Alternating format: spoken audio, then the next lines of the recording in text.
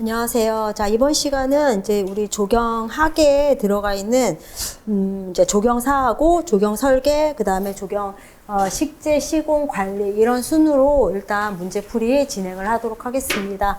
그래서 내용 자체를 먼저 정리하고 나서 이제 문제 풀어보고, 그 다음에 기출문제로 이렇게 마무리하는 것들로 이렇게 진행을 할 건데요. 자, 일단 뒤에 이제 내용들이 이렇게 이제 나와 있는데, 교재 페이지 나와 있으니까 이제 생각 안 나면은 페이지랑 같이 놓고 여러 번 조금 이렇게 암기하시면서, 특히 서양 조경사 같은 경우에는 자세하게 보다는 대략적인 이제 시대랑 그 다음에 정원수법, 그 다음에 대표적인 작품 아니면 작가 이런 순으로 이렇게 보시면 되겠고, 그 다음에 조경사가 서양 조경사하고 동양 조경사 중에서 뭐 일본하고 중국하고 우리나라, 근데 우리나라 비중이 그래도 제일 많거든요. 그래서 앞부분은 이제 그래도 안 보면 또 시험 문제인데 놓칠 수 있으니까, 그래도 시험에 출제되긴 하는 부분들이니까 이제 좀 중요한 내용 이제 개괄적으로 이렇게 보면서 보도록 하겠습니다. 그래서 일단 304페이지의 내용 보면서 이거는 이제 같이 이렇게 보시면 되는데, 자, 일단 우리가 이집트하고 고대 시대라고 보는 거는 고대 시대 조경을 한꺼번에 문제에 출제를 할 수도 있거든요. 뭐 이집트는 어땠고, 서부아시아는 어땠고, 그리스는 어땠고, 로마는 어땠고. 그래서 고대 이집트의 정원의 수법 자체는 다 정형식입니다. 그래서 지금 보면은 정원수법은 크게 정형식, 자연풍경식, 그 다음에 절충식 이렇게 세 개로 나눠지는데, 자, 서양의 정원 양식은요, 16, 17세기, 18세기, 그러니까 18세기서부터만 자연풍경식이고, 그 전에는 다 정형식 기법이다라고 이렇게 봐주시면 됩니다. 그래서 그게 304페이지에 보시면 나와 있거든요. 조경 양식의 구분에. 그래서, 자, 이집트는 정원수법은 일단은 정형식이고요. 정형식. 그리고, 자, 정원의 양식 대표적인 작품에 있어서는 메릴의 정원, 아메노피스 3신의 한 중신의 분묘의 원래는 벽화. 자, 그 다음에 합생루트 여왕의 장제신전, 레크미라의 무덤 벽화. 그래서 이집트는 현존하는 거는 거의 없고, 벽화로서 이제 그림으로 이제 이런 정원을 알아볼 수가 있는데, 메릴의 정원이라든지 아메노피스 3세의 한 신화의 분묘에서 볼 수 있는 정원의 유적은 어떤 정원의 유적이냐라는 거죠. 주택 정원의 형태를 볼 수 있다라고 이렇게 정리해 주시면 됩니다. 그래서 이 정원의 양식이 주택 정원인지 아니면 신을 위한 정원인지 아니면 사냥터 경관인지 이런 것들이거든요. 그래서 그런 부분들의 이제 내용을 맞춰서 봐주시면 됩니다. 자, 그리고 합생루트 여왕의 장제신전, 그래서 305페이지에 보시면 나와 있거든요. 데렐 바하리에 있는 합생루트 여왕의 장제신전은 그러니까 현존하는 최고의 정원 유적입니다. 가장 오래된 정원 유적이거든요. 가장 오래된 정원 유적으로, 자, 이걸로 알아볼 수 있는 게 뭐냐면은요, 신들의 정원이에요. 그러니까 이거를 신원이라고 부릅니다. 우리가 신들을 위한 건물을 신전이라고 부르듯이 신을 위한 정원을 신원이라고 부르거든요. 그래서 합센루트 여왕의 장제신전에는, 자, 푼투의 보랑벽화가 있습니다. 푼투의 보랑벽화로 알 수 있는 거. 그래서 보랑벽화로 알 수 있는 거는 신원의 유적을 알 수 있다라고 이렇게 보시면 됩니다. 그래서 신원이라는 거는 신들을 위한 정원이다라고 이렇게 생각을 해주시면 되겠고, 레크미라의 무덤벽화 같은 경우에는 이집트 같은 경우에는 조금 이제 다른 나라와 차이점이 뭐냐면 내세가 있는 거를 믿었죠. 다음에 돌아올 세상이 있다라는 거죠. 내가 죽어서도 다음 세상이 있다라고 믿었기 때문에 무덤 앞에다가 정원을 만들거든요. 그 정원이 이 사자의 정원이라고 부르는 정원입니다. 그래서 사자의 정원은 죽은 사람을 위한 정원이거든요. 그래서 묘지정원이라고도 부르고, 묘지정원. 자, 그리고 그래서 사자의 정원이라고도 부른다. 자, 그러면은 이집트는 대표적인 게 주택 정원의 형태가 있고, 그 다음에 신원, 그 다음에 사자의 정원, 묘지 정원이라는 게 있다라는 거죠. 근데 대부분에 보면은 벽화로 추정하는 거죠. 폰트의 보랑 벽화, 그 다음에 르크미라의 무덤 벽화, 이런 것들은 각각 묘지 정원, 신데렐라를 위한 정원들을 볼 수 있다라고 이렇게 보시면 됩니다. 자, 그리고 이 시기와 이제 비슷한 시기에 서부아시아 같은 경우에는, 자, 여기는 우리가 메소포타미아 문명이 있던 그런 시대인데, 여기도 역시 정원 자체는 정형식이라고 보시면 되겠고요. 자, 여기는 반대가 현세주의적이죠. 현세주의적. 자, 여기는 현세주의적입니다. 그래서 지역 자체가, 여기는 약간 지역이 폐쇄적이기 때문에 다른 적들이 침입이 굉장히 어려웠거든요. 주변이 다 사막이고 강으로 둘러싸여 있고 막 하다 보니까 적들의 침입이 굉장히 어려웠다면, 이 서부아시아 지역 같은 경우에는 이게 초원이고 하다 보니까 여러 방면에서 막 전쟁도 하고 이렇게 이제 그리고 여기에서 이제 그 나일강 같은 경우에는 정기적인 범람을 하지만, 우리가 유프라테스 강하고 티그리스 강 같은 경우에는 부정기적 범람을 하기 때문에, 이게 우리가 살만하면 강이 하천에서 범람해서 다 쓸어가 버리고 하니까, 현실주의적인 삶을 살 수밖에 없죠. 내세가 있다고 다음 세계에 태어나고 싶겠어요. 현재가 힘든데. 그렇고 싶지 않잖아요. 그래서 그런 것들이 서로 반대다라고 이렇게 보시면 되겠습니다. 그래서 여기에서의 정원 유적은 길가메시 서사시에서 볼 수 있는 게 사냥터 경관입니다. 사냥터 경관. 그래서 길가메시 서사시에서 볼 수 있는 거는, 자, 사냥터 경관을 볼 수 있다. 그래서 이게 일종의 수렵원이라고 보시면 되겠고요. 수렵원의 경관을 볼 수 있다라는 거. 그래서 밑에 보시면은 305페이지에 보면은 뭐 이런 공원의 시초로 훈련장이나 야영장, 제사장의 역할을 했다라는 거, 숲을 굉장히 신성시 여겼다라는 것들을 볼 수가 있고요. 자, 그 다음에 세계 최초의 옥상 정원이라는 게 뭐가 있어요?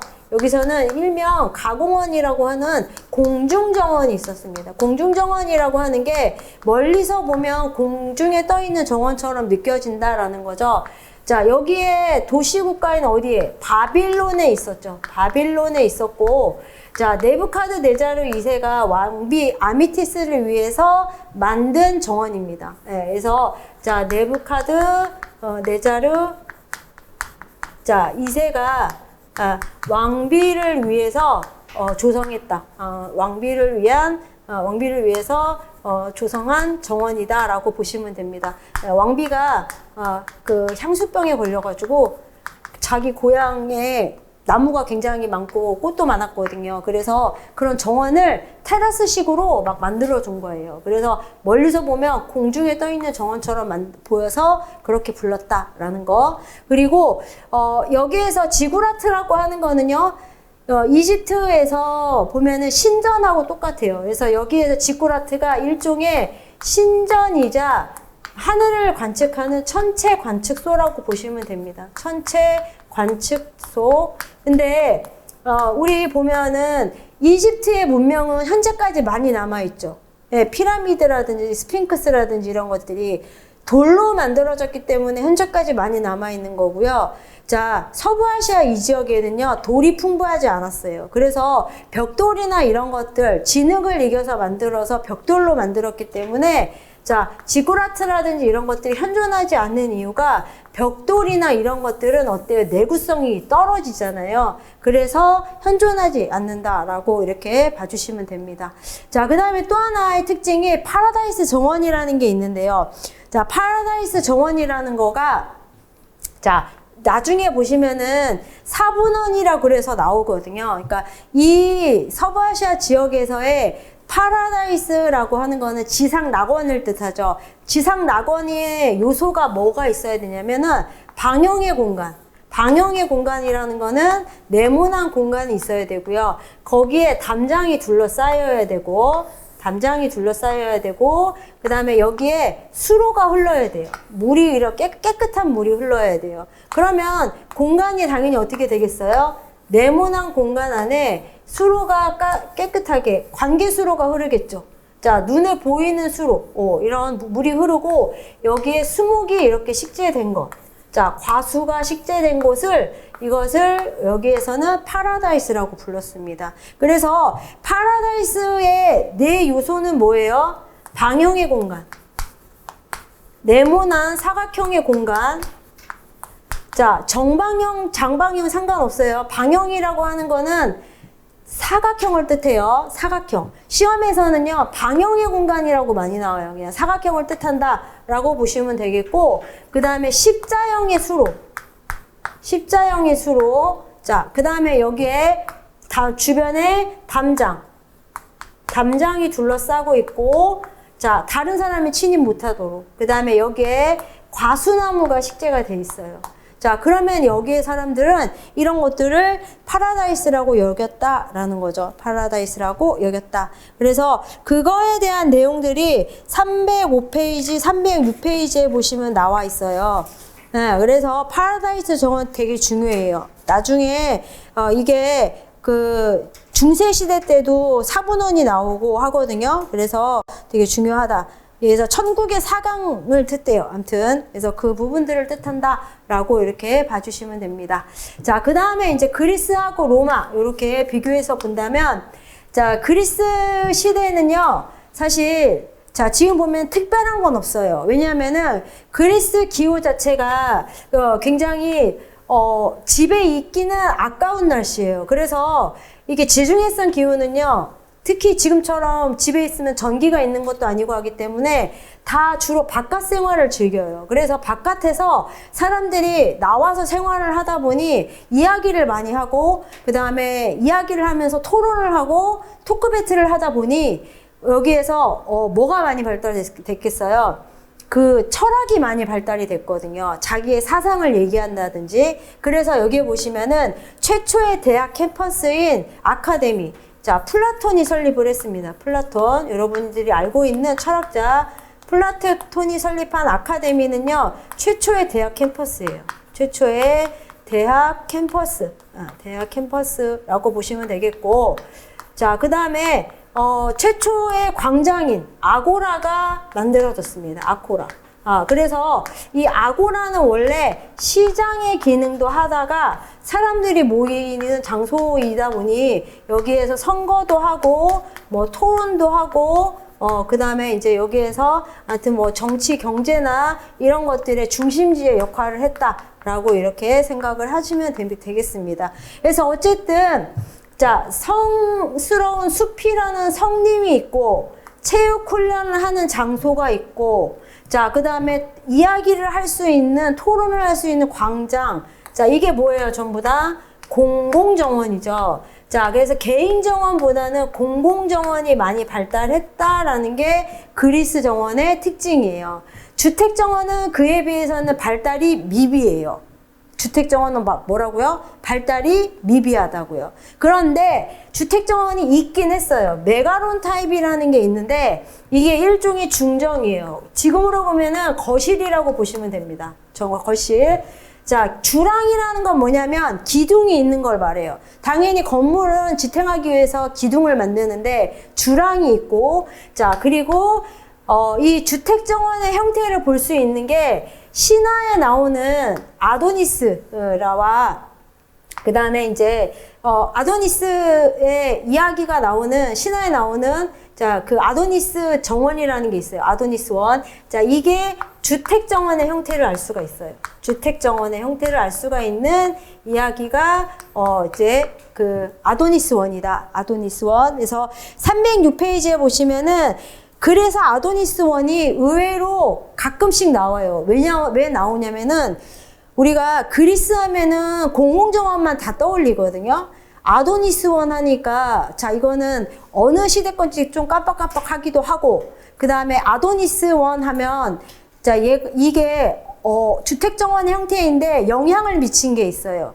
아도니스가 청년이었거든요. 그러니까 미소년이었어요. 지금으로 보면은. 예, 그래서 이 소년이 이 그리스 신화에서 보면은 멧돼지 사냥을 하다가 이게 죽어요. 그래서 근데 너무 잘생겨가지고 신들도 사랑하고 일반인들도 사랑했대요. 그래서 이런 이제 아도니스를 추모하기 위해서 속성성 식물을 바스켓이나 분에 담아서 이렇게 식재를 했대요. 이 아도니스를 추모하기 위해서. 그래서 밑에 보시면 자, 306페이지에 보시면 포트 가든이나 윈도우 가든, 옥상 가든에 영향을 주었다라는 거 나와 있죠. 자, 그리스 신화의 바탕을 두었다라고 되어 있어요. 그래서 자, 정원의 양식도 그냥 크게 보면 정형식이라고 생각을 하시면 됩니다. 로마식도 그렇고 정형식. 예, 이렇게 생각을 해주시면 되겠고요. 자, 그 다음에 밑에 보시면은 로마는 주택 정원이 굉장히 중요해요. 자, 아까 그리스는 뭐가 중요하다고 그랬어요? 공공정원이 중요하다고 했어요. 공공정원. 근데 주택정원 중에서 아도니스는 알아두시라고 했고요. 자, 그 다음에 우리 그 로마에서는 뭐가 잘 나오냐면은 주택정원의 형태가 시험에 잘 나와요. 주택정원이 자, 어떻게 생겼냐면 지금의 우리 베수비우스 그 화산 폭발에 의해서 폼페이시가 그 화산재에 잠겼었잖아요. 그래서 폼페이라는 영화 보시면은 그 화산재 이게 덮인 이 도시가 발굴이 되면서 도시가 예전의 도시 모습을 이렇게 찾아냈는데 여기가 도로였고 사람이 많이 다니는 번화가였다라고 본다면 여기가 상점이에요. 상점. 지금으로 보면 주상복합이에요. 상점이 있고 여기 뒤쪽이 자 바로 집이라고 보시면 돼요. 도로에 인접해서 상점. 그 뒤에 아트리움이라는 응접실이 있어요. 아트리움. 자, 이거는 손님이 오면 접대할 수 있는 장소. 그 다음에 그 뒤에는요, 페리스트리움이라는 곳이 있어요. 페리스트리움이라고 그래서, 자, 여기는 가족을 위한 장소예요. 자, 가족을 위한 정원이기 때문에 여기를 주정이라고 불러요. 그리고 뒤쪽에 후원이 있어요.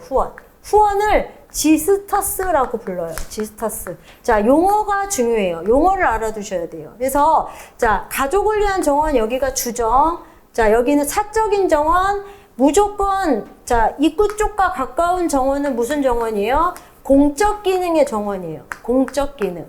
자, 문제 읽을 때 잘 읽으셔야 돼요. 공적인 건지 사적인 건지.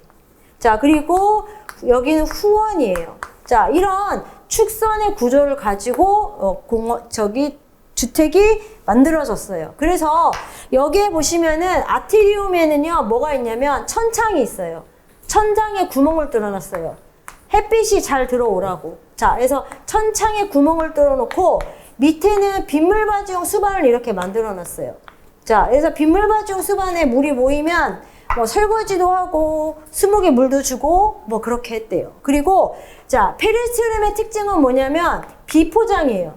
포장이 안 돼 있기 때문에 여기에 식물을 식재할 수 있어요. 식물을 식재할 수 있다라는 거는 이곳이 자기의 어떤 권력을 과시할 수 있는 장소가 된 거예요.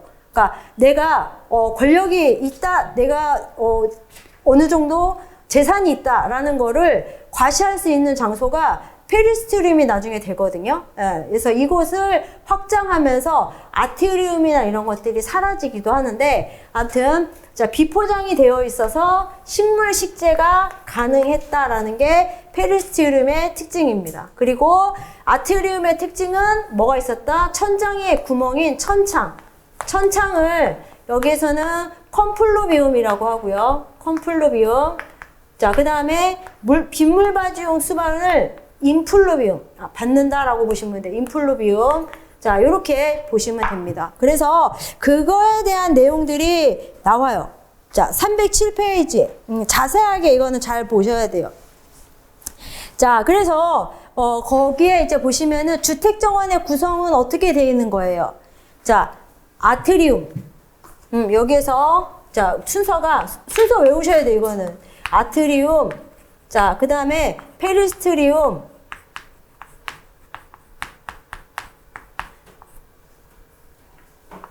자, 그 다음에 지스터스. 지스터스는 후원으로 이렇게 이제 보시면 되겠죠. 자, 그 다음에 별장이 있어요. 별장. 자, 별장이 또 주택정원과 헷갈리면 안 돼요. 자, 별장이라는 거는 뭐를 뜻한다? 여기는 로마거든요. 로마는 그리스하고 틀리게 전부 다 반도형으로 이렇게 반도형의 지형을 가졌지만, 자, 여기는 중간에 높은 산맥이 있어서 바람이 안쪽까지 들어가기가 너무 힘들어요. 그러니까 여기 너무 더운 거예요. 그래서 해안가 지역을 중심으로 해서 빌라가 자리 잡았어요. 빌라가 뭐냐면은요, 지금으로 보면은 별장이에요. 별장. 빌라라고 불러요. 우리나라에서도 보면은 소세원 같은 거 빌라라고 생각하시면 돼요. 별장. 제2의 주거지. 내가 집 말고 여름에 한철 가서 즐기다 오는 장소라고 보시면 되거든요. 그래서 그게 별장이에요. 자, 그래서 별장의 종류에 알아두실 게 라우렌티장, 터스카나장, 그 다음 황제의 별장인 아드리아장. 그래서 라우렌티장, 자, 그 다음에 터스카나. 자, 그 다음에 아드리아.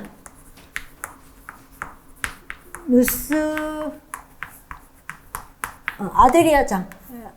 아드리아 장이 그냥 별장에서 그 장자라고 보시면 돼요. 자, 별장이라고 하는 거는 건물과 정원의 복합체를 말해요. 정원의 복합체. 근데 얘가 어디에 자리 잡았다고요? 해안가. 해안가에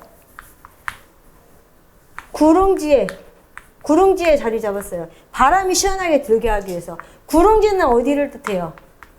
경사지를 뜻해요. 자, 이렇게 경사가 져 있으니까 빌라가 어떻게 되겠어요?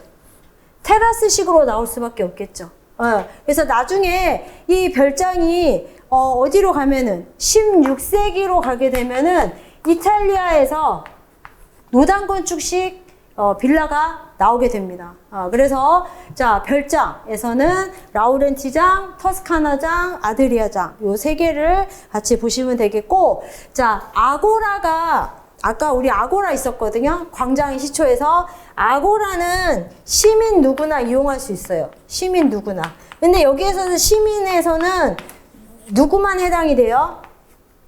예? 여기서는 여자하고 노예는 제외예요. 남자만 돼요. 예. 아무튼 그래도 시민 누구나 이용할 수 있는 장소였다. 반면에 포럼 같은 경우에는 지배계급을 위한, 즉 귀족들을 위한 장소예요.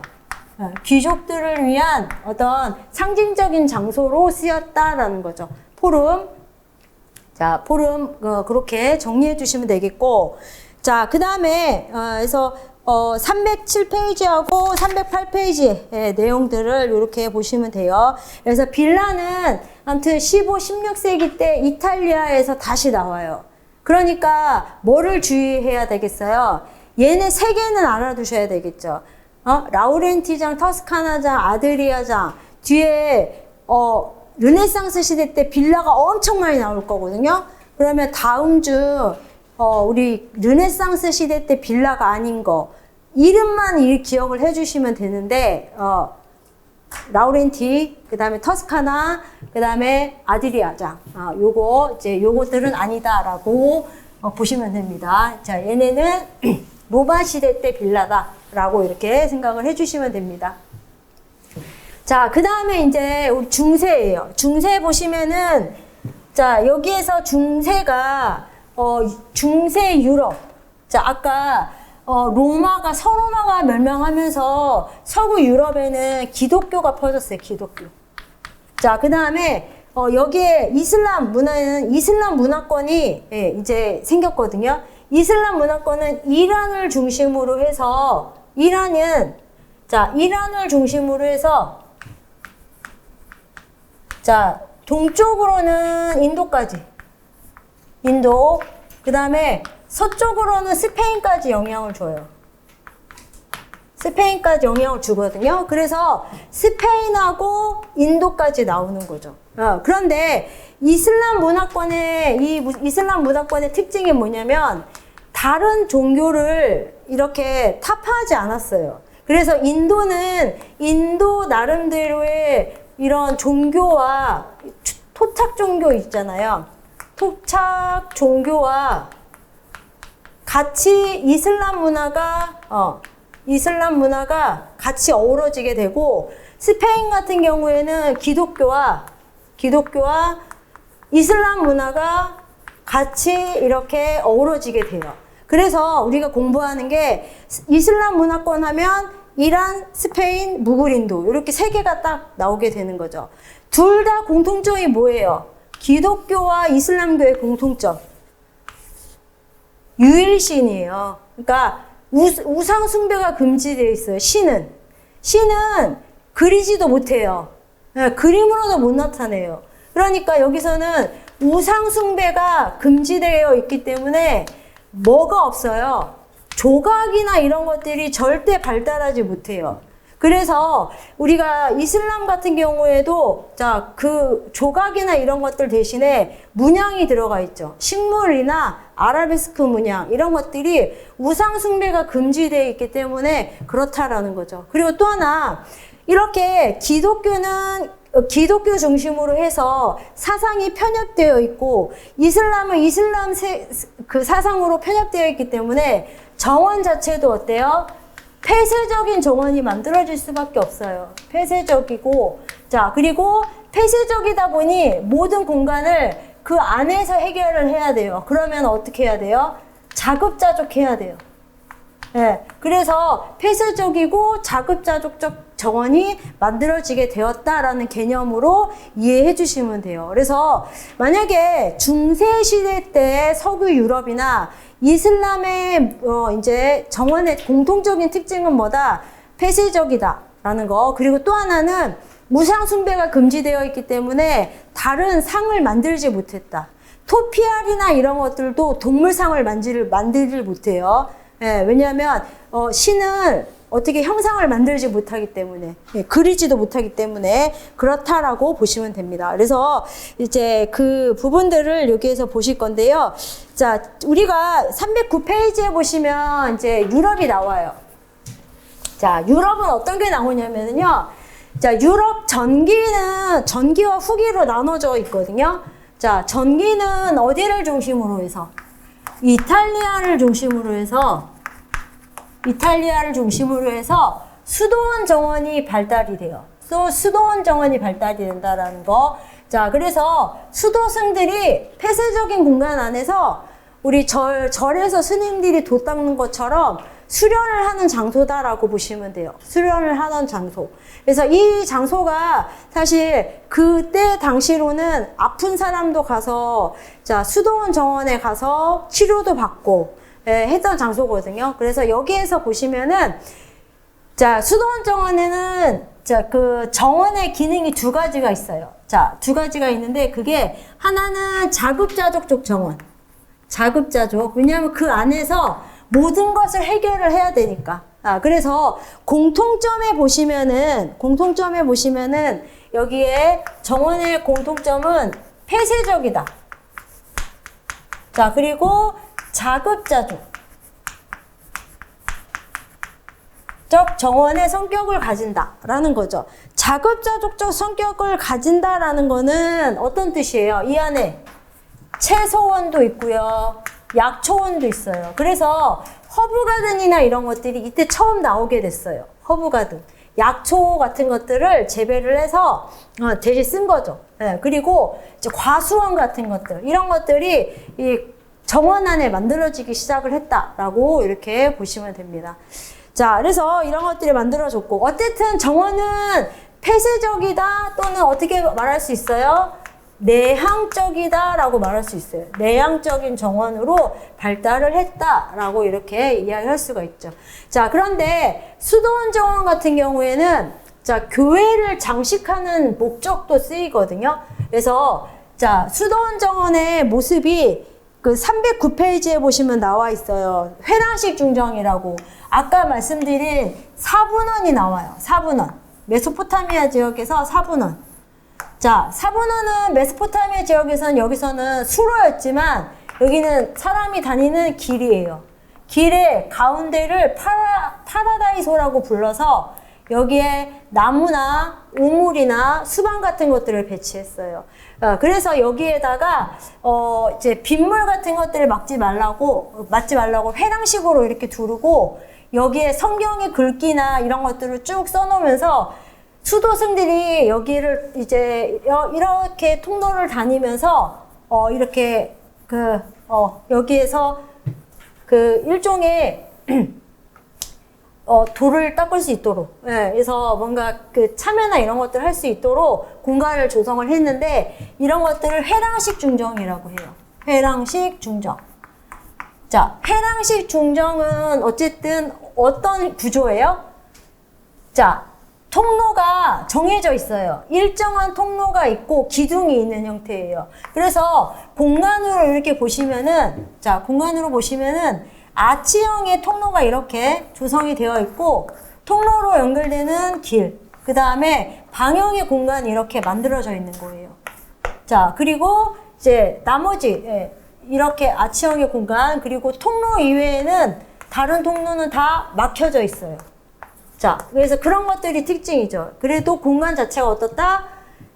회랑식 중정이고, 자, 기둥과 기둥 사이에는 뭘로 막혀져 있다? 흉벽으로 막혀져 있다. 이 흉벽에는 성경에 나오는 글귀나 그림 같은 것들을 그려놨다라고 이렇게 봐주시면 됩니다. 자, 아까 말한 주랑식과의 차이점은 뭔 것 같으세요? 주랑식과 회랑식. 주랑식은 기둥이 있는 형태. 기둥과 기둥 사이에 벽은 없어요. 회랑식은 기둥과 기둥 사이에 벽이 있는 형태라고 보시면 돼요. 얘가 더 훨씬 이제 폐쇄적인 형태다라고 이렇게 이해해 주시면 되겠죠. 자, 그리고 자, 성관정원 같은 경우에는 영국과 잉글랜드를 중심으로, 자, 성관은 성곽정원 아시죠? 봉건 영주 사회 때. 예, 그래서 자, 영국과 잉글랜드를 중심으로 해서 발달했다라는 거. 여기도 일종의 뭐예요? 정형식이라고 생각을 하시면 됩니다. 다 정형식이에요. 정형식. 예, 이렇게 보시면 되겠고. 자, 이란. 자, 이란은요, 이슬람교, 그러니까 이슬람 문화권의 중심이에요. 자, 여기에 정원에서는 뭐를 중시했다라고 나오냐면 물과 녹음수를 중시했다라고 나와요. 왜냐하면 날이 덥기 때문에. 물과 녹음수. 자, 그리고 여기에는 오아시스 도시인 이스파한이 있어요. 이스파한에 궁전도 있고, 그 다음에 여기에 이제 그 도로공원 같은 것들도 있고 해요. 그래서 자, 요 정도 보시면 되겠고, 자, 이 이슬람교가 아까 동쪽으로는 인도까지, 서쪽으로는 스페인까지 퍼졌다고 했는데 중요한 거는 스페인 중요해요. 스페인은 정원의 양식이요, 중정식이라고 해요. 중정식. 중정식은 파티오식이라고 해요. 파티오식. 자, 파티오라고도 해요. 파티오 또는 중정식 이렇게 부르거든요. 내내 정형식에 들어가는 거예요. 정형식에 파티오식이 들어가 있어요. 파티오식. 자, 그래서 거기에서 가장 중요한 곳이 어디냐면 우리가 많이 알고 있는 그라나다 지역에 아람브라 궁전이 중요해요. 그러니까 아람브라 궁전에 중요한 게 뭐겠어요? 4개의 중정이 중요하겠죠. 그 4개의 중정이 매우 중요해요. 4개의 중정. 자, 그 4개의 중정이 그림으로 보시면은, 자, 310페이지에 보시면 나와 있어요. 그 중정의 이름을 다 외우셔야 돼요. 그라나다에 아람브라에 있는 궁전. 일명, 자, 요새의 높은 곳에 이렇게 그 요새처럼 올라가 있는데 붉은 벽돌로 만들어져 있어서 홍공이라고 불러요. 홍공이라고 부르고, 자, 입구 중정에 해당이 되는 게 알베르카 중정이라는 게 있어요. 알베르카. 자, 알베르카 중정이 그림에 나와 있죠. 자, 입구 중정이에요. 입구 중정. 자, 그리고 두 번째가 사자의 중정이에요. 12마리 사자상이 원래 이게 시계처럼 뭐 이제 이렇게 물이 나왔다고 시계 기능을 했다고 하는데 아무튼 사자의 중정이 있어요. 사자의 중정. 자, 그런데 아까 뭐라고 그랬어요? 이슬람교에서는 동물상을 만들지 못한다고 그랬죠. 그런데 여기에 유일한 동물상이 있는 거예요. 사자상이. 유일한 동물상, 사자상이 있는 거다라고 보시면 돼요.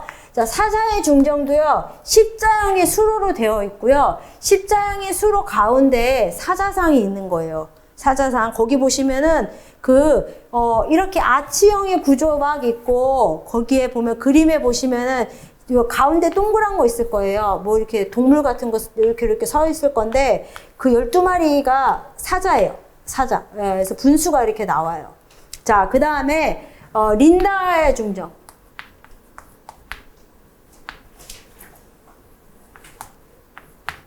자, 린다의 중정하고, 그 다음에, 또 하나가 레아의 중정. 자, 레아의 중정은 사이프러스가 있어서, 사이프러스 중정이라고 하기도 해요. 사이프러스 중정. 그래서, 알베르카, 이제 사자의 중정, 린다의 중정, 레아의 중정. 자, 이렇게 네 가지 중정이 있다라는 거. 자, 그래서 중정식. 자, 그리고 제랄리페 20이라는 게 있거든요. 자, 이거 20이라는 거는 떨어질 우리나라에서도 경복궁은 법궁이고 전궁이자 한데, 경복궁은 법궁인데 창덕궁은 이궁이에요. 떨어질 그러니까 왕의 피서지를 뜻해요. 얘는 경사지에 있어요. 네, 시원한 데 있어요. 그래서 중정이 두 개가 있는데 수로의 중정과 사이프러스 중정이라는 게 있어요. 자, 아까 레아의 중정이 다른 말로는 사이프러스가 있어서 사이프러스 중정이라고 한다라고 했잖아요. 이름이 같아요. 자, 그래서 스페인은 특징이, 자, 정원이, 자, 이게 보면은 건물이 있으면 건물과 건물 사이의 공간을 이용을 한 뭐가 있었다? 중정을 정원으로 활용을 했다. 자, 중정이 어떻게 보면은 뭐가 되는 거예요? 옥외실이 되는 거예요. 바깥쪽에 거실이다라고 보시면 돼요. 바깥쪽에 거실. 그래서 자, 이렇게 건물과 건물 사이의 공간을 이용을 해서 우리가 여기를 정원으로 만든 거죠. 그거를 중정이라고 하고, 자, 특징에 보시면은 높은 담을 세워요. 울담이란 거는 높은 담을 세우고, 자, 물이 풍부하진 않아요. 소량의 물을 시적으로 사용을 해요. 자, 예를 들어서 스페인은 물이 풍부해서 풍부하게 사용했다라고 나오면 틀린 거예요. 풍부하게 사용한 거는 이탈리아밖에 없어요. 이탈리아. 자, 여기 소량의 물, 녹음수를 사용을 했다라는 거. 자, 스페인 사람들은 정원의 용도를요, 낮잠 자는 데 써요. 낮잠. 낮은 너무 더우니까 아예 자버려요. 그래서 이거를 시에스타라고 하는데, 시에스타 풍습에 이제 들어간다라는 거. 자, 그리고 인도 넘어가면은 인도도 정원의 양식은 정형식이에요. 정형식. 자, 그래서 인도는 캐시미르 지방과 아그라와 델리 지방 이렇게 나누는데, 우리 캐시미르 아시죠? 캐시미르 그 옷감 비싼 거. 예. 그게 여기에서 나와요. 그러니까 이게 고온지대거든요. 엄청 시원해요. 예, 산지예요, 산지. 그래서 피서용 바그가 발달을 해요. 바그. 여기에서 바그라고 하는 게 뭐와 같냐면은 이탈리아에서의 아까 로마 시대 때 빌라랑 같아요. 빌라. 네, 빌라. 그러니까 정원과 건물의 복합체예요. 건물의 복합체를 인도에서는 바그라고 불러요. 바그라는 용어를 잘 알아두세요. 바그가 발달했다라고 나오면 피서형 바그는 캐시미르 지방은 우리 그 캐시미르가 시원한 고온지대에서 나오는데 걔가 이제 산지에 있다라는 거. 자, 그리고 아그라와 델리 지방은요 아주 더워요. 자, 여기는 평지예요. 자, 여기는 산지고. 자, 평지다 보니 원래 묘지, 왕이 살아있을 때 자기 묘지를 미리 만들거든요. 묘지와 정원을 결합한 형태가 여기에 주로 많이 만들어졌어요. 그래서 대표적인 게 뭐예요? 타지마할이에요. 자, 그래서 이거를 우리가 묘지정원이라고 하거든요. 묘지정원, 타지마할. 그래서 타지마할, 대리석으로 만들어지는 건데 얘도 어떤 형태로 생겼어요? 십자형의 이런 수로로 연결되어 있어요. 다 정형식이죠. 그래서 자, 타지마 사자한 왕이 왕비의 죽음을 추모하기 위해서 만든 정원이에요. 자, 그래서 그 부분 이렇게 같이 봐주시면 되겠습니다. 자, 그리고 이제 뒤에 보시면은 이제부터가 또 이제 본격적으로 저기 시작이에요. 르네상스 볼게요. 자, 르네상스 하면 몇 세기부터 시작이에요? 15세기서부터 시작이에요. 시작은 16세기 때 최성기예요. 16세기 때 최성기고 15세기서부터 시작이다 라고 이렇게 봐주시면 되는데 르네상스가 뭐 어떤 의미예요? 부활. 네. 다시 인본주의로 돌아가는 거죠. 부활. 자, 예전에 우리가 지금 보면은 중세시대 때 이렇게 기독교 중심 사상, 여기에서 벗어난 거예요. 다시 인간 중심으로 돌아오는 거예요. 인본주의가 시작이 되는 거죠. 자, 그래서 이탈리아에서 처음 이게 시작이 됐는데 이탈리아의 정원 양식 같은 경우에는 16세기 때 최성기가 되게 돼요. 자, 15세기 때부터 시작을 해서 16세기 때 최성기가 되고 17세기 때는 이미 프랑스로 넘어가요. 자, 최성기가. 자, 그래서 이탈리아는 지형이 어떻다고 그랬죠? 산지이고 우리나라에서 산지가 많아요. 그래서 여기서는 노단 건축식이라고 했어요. 노단 테라스식이에요. 건축에 맞춘 정원 양식이다라는 거죠. 노단 건축식.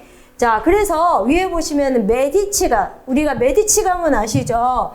그 메디치 가문 은행 사업으로 돈 많이 벌어서 예술에 많이 투자한 가문이에요. 메디치 가문이 정원도 만들었는데 그 메디치 정원이 있어요. 카스텔로 살비아티 정원. 자, 이게 15세기 때예요. 이때는 아무래도 초창기다 보니까 멋진 작품이 나오지는 못했어요. 16세기 때부터 본격적으로 시작을 해요.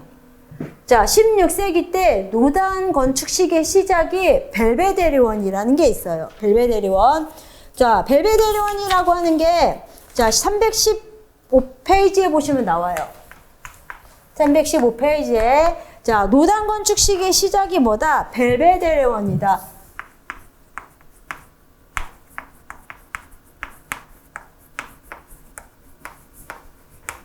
자, 그 다음에 빌라 마다마.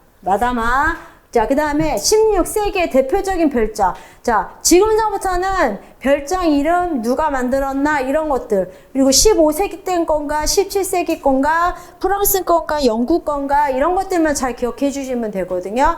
그래서 16세기의 대표적인 이탈리아의 3대 별장이 에스테장, 에스테 또는 데스테라고도 읽어요. 발음 때문에. 그 다음에 랑테, 그 다음에 파르네제. 자, 16세기의 대표적인 3대 별장이에요. 자, 최성기예요. 16세기 때 최성기. 자, 그래서 에스테장은 니골리오가 설계를 했고, 그 다음에 랑테장과 파르네제장은 비놀라가 설계를 했거든요. 랑테장과 파르네제장은 비뇰라라는 설계가가 설계를 했어요. 왜냐면 시험에요. S대장에 대해서 좀 자세하게 예제가 나오고, 다음은 이탈리아 별장 중 어느 별장에 대한 설명인가, 이런 것들이 문제에 나왔었거든요. 예, 그래서 그 부분을 이제 보시라는 거예요. 그래서 자, 315페이지에 나와 있는 사항들 한번 봐두시고, 자, 그 다음에 그 밑에 보시면은 17세기. 자, 17세기 때는요, 시대 사조가, 자, 이때는 고전주의였다가,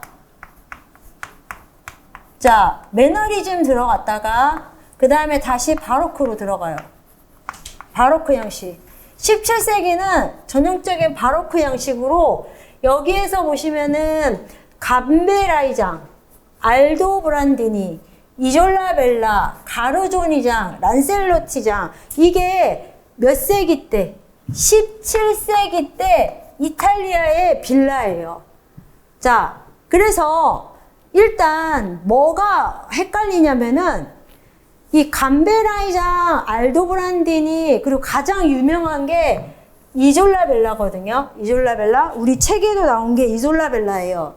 자, 얘가 섬처럼 만들어진 테라스로 이루어진 그러니까 섬이 테라스처럼 만들어져서 만들어진 그 빌라예요. 그래서 가르조니장, 란셀로티장, 자, 이런 것들이 17세기 때 작품인데, 17세기는 뭐가 유명해요? 프랑스가 유명하단 말이에요. 그래서 이제 17세기는 이때 당시는 프랑스가 전쟁에서 또는 경제적으로 유럽 사회에서 부강한 국가가 됐거든요. 예, 그러면서 정원도 화려한 정원으로 정원의 그 양식을 만들게 돼요. 그래서 그 정원 양식을 만든 사람이 르노트르예요. 그냥 노트르라고 하기도 하고 르노트르. 자, 그래서 르노트르도 처음에는 이탈리아를 유학을 해요. 아까 옴스테드가 영국을 유학을 하듯 프랑스의 르노트르도 원래 이 아버지가 궁전 조경가거든요. 교육을 시켜요. 예, 뭐 정원을 만들려면 뭐 수학도 공부를 하고 외국도 유학을 하고 해서 공부를 해서 정원을 만들었는데, 이 첫 번째 작품이 보르비공트예요. 보르비공트는 자, 시험에 왜 잘 나오냐면 르노트르가 알려지게 된 첫 번째 작품이다라는 거죠. 자, 이게 우리가 일명 평면기하학식으로 만들어진 작품이에요. 평면기하학식. 자, 얘는요, 이탈리아식의 특징이 뭐죠? 특징이 원근법을 적용한 입체 방식이에요. 위에 카지노가 위치를 하고 있고요. 카지노, 이거는 그냥 사교장이에요. 사교장. 지금처럼 오락하는 건 아니고. 자, 위에서 내려다보는 이런 원근법이 적용이 되어 있어요. 원근법. 자, 그런데 이 평면기하학식이라는 거는 어떤 식으로 만드는 거예요? 2차원적으로 만드는 거예요. 땅이 이렇게 네모난 땅이 있으면 축선을 구성을 하고 주축과 부축을 만든 다음에 여기에다가 땅을 측량을 해서 자, 교차하는 선을 만들어요. 이런 식으로. 그래서 자, 중심되는 공간에 중요한 시설 같은 것들을 안 쳐요. 자, 이런 식으로 구성을 하는 게 평면기하학식이에요. 평탄한 지역에 조성하는 거예요. 평탄한 지역에. 자, 얘는 2차원적 구성이다라는 것들 중요하죠. 그래서 여기에서 나오는 게 어떤 정원이 나와요? 비스타 정원이 나와요. 비스타. 자, 비스타 정원 들어보셨죠? 비스타가 뭐예요? 비스타. 우리나라 말로는 통경선이에요. 통경선. 경치가 통해 보인다라는 거예요. 이거는 인위적인 축선을 두 개를 조성을 해서 하나의 점으로 모을 때를 말해요. 자, 축선을 엑시스라고 부르는데, 엑시스를 두 개를 조성을 해서 내가 여기를 간다고 생각을 해보세요. 그러면 나무를 촘촘히 심어요. 그러면은 뭐가 형성이 돼요? 축선이 형성이 돼요.